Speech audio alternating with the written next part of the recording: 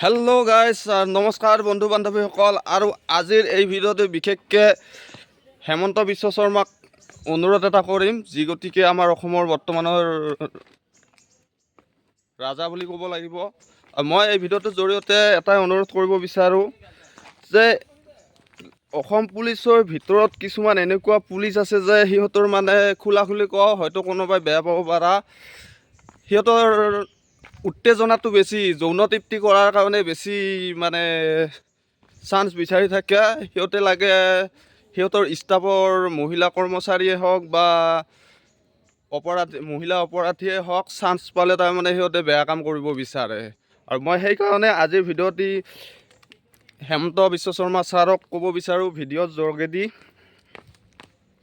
যে অসমৰ প্ৰতিটো সমষ্টিতে এটা এটা ৰেড লাইন এৰিয়া হ'ব লাগে।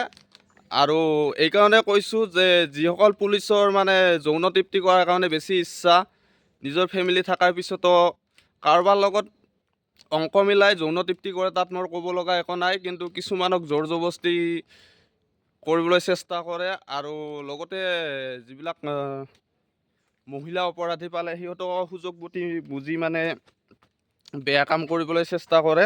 আৰু সেইকাৰণে ক'ব বিচাৰোঁ অসমৰ প্ৰতিটো সমষ্টিতে এটা এটা ৰেড লাইন এৰিয়া দিয়ক, যাৰ যেতিয়া কৰিব ইচ্ছা যায় তেতিয়াই যাই কিনে যৌন তৃপ্তি কৰিব পাৰিব।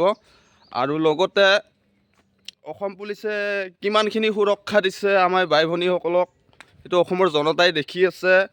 আৰু যিসকলে যৌন তৃপ্তি কৰাৰ কাৰণে বেছি আগ্ৰহী, সিহঁতেও যায় তাত যৌন তৃপ্তি কৰিব পাৰিব। সি লাগে চৰকাৰী কৰ্মচাৰীয়ে হওক, লাগে পাব্লিকেই হওক।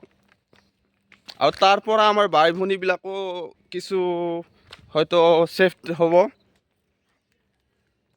আৰু এই ভিডিঅ'টা মই এইকাৰণে বনালোঁ, কেইদিনমান আগতে ধুবুৰী জেলখানাত যিটো ঘটনা হৈ গ'ল দীপশিখা ৰাজবংশীৰ লগত, হয়তো যোনে যোনে সেই ভিডিঅ'টো চাইছে যে গম পাব চৰকাৰী কৰ্মচাৰী এজনী হৈও কিমান সুৰক্ষা জেলখানাৰ ভিতৰত। হয়তো ভিডিঅ'টো চালে বহুতেই বেয়া লাগিব, মোৰো বেয়া লাগিছে। আৰু তাৰ বিষয়ে কিছু ক'ম।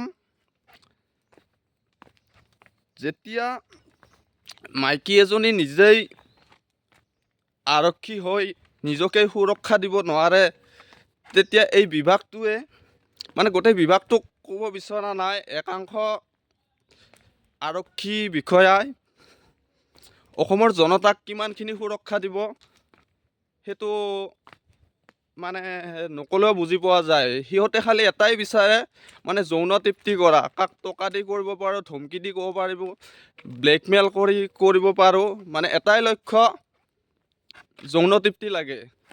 আৰু CM ছাৰক ক'ব বিচাৰোঁ, যদি ৰেড লাইন এৰিয়াও বনাই নিদিয়া নহয়, তেতিয়াহ'লে যিসকল পুলিচ বিষয়া যৌন তৃপ্তিৰ কাৰণে বহুত আগ্ৰহী, সিহঁতক ফেমিলি লৈ থাকিব পৰা মানে সম্পূৰ্ণ এটা ভাল ফেচিলিটি দিব লাগে, যেন সিহঁতে ফেমিলি লৈ থাকিব পাৰে। আৰু সিহঁতেতো আনি থাকিব পাৰে, কিন্তু চৰকাৰী হিচাপে ফ্ৰী ছিষ্টেম দিব লাগে, যেনে মানে ফেমিলিসকলক খৰচা চৰকাৰৰ ফালৰ পৰা সা সুবিধা পোৱা যায়, যেনেকৈ চেণ্ট্ৰেল ডিফেন্সবিলাকত যেনেকুৱা মানে সুবিধা থাকে সেনেকুৱা সুবিধা দিব লাগে। নহ'লে আমাৰ ভাই ভনীসকল ছেফ নাথাকিব। মুখ্যমন্ত্ৰী ডাঙৰীয়া, আপুনিতো বিভাগটো চলাই আছা, আপুনি এবাৰ অসমৰ ভাগিনীসকলৰ কথা ভাবিব, যোনে আপোনাক মামা বুলি মাতে। সিহঁতৰ এনেকুৱা হৈছে। আৰু তেজপুৰত যিটো ঘটনা হৈ গৈছে যে সন্ধিয়া নিজৰ পদূলিত ওলাই থকাৰ পিছতো ছোৱালী এজনীক মানে প্ৰাইভেট অংগত এনেকৈ বেয়াকৈ মাৰি গৈছে, মানে কি কবি আৰু বহুত বেয়া। গতিকে আপোনাৰ বিভাগটোতে ভিতৰি ইমানেই বেয়া হৈছে কোৱাই নাযায়। আৰু এইবোৰো যদি নকৰা, তেতিয়াহ'লে যিসকল ৰেপকাৰী আছে, মানে জোৰ জবস্তি বেয়া কাম কৰে, সিহঁতক ডাইৰেক্ট মানে শ্বুট কৰা ছিষ্টেম কৰক। আৰু এই পেংলে থকা আইনগিলা মানে একো লাভ নাই, মানে আজি হ'ব কালি হ'ব সেনেকৈ ঘূৰাই ঘূৰাই 6 মাহ বছৰ দিন থকাৰ পিছত সেনেকুৱা আইন নালাগে। গতিকে ৰেপ কৰাবিলাকক ডাইৰেক্ট 1-2 দিনৰ ভিতৰত ৰেড লাইন এৰিয়া মানে চাৰিআলিত আনি ডাইৰেক্ট গুলি কৰি মাৰিব লাগে। আৰু যদি মানে সেইবিলাক একো কৰিব নোৱাৰা তেতিয়াহ'লে আপুনি দিছপুৰৰ ৰাজা হৈ লাভে নাই, এই বিভাগটো আপুনি চলাই লাভে নাই।